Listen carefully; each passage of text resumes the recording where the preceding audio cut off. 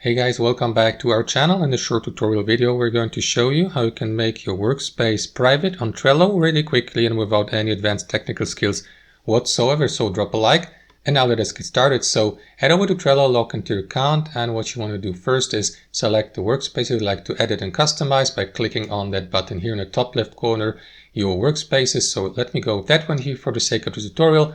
And all you will need to do, guys, is select workspace settings here on that left panel. And again, click on workspace settings here from the drop down menu. And here inside your workspace settings, what you want to do, guys, is take a look at that workspace visibility feature here.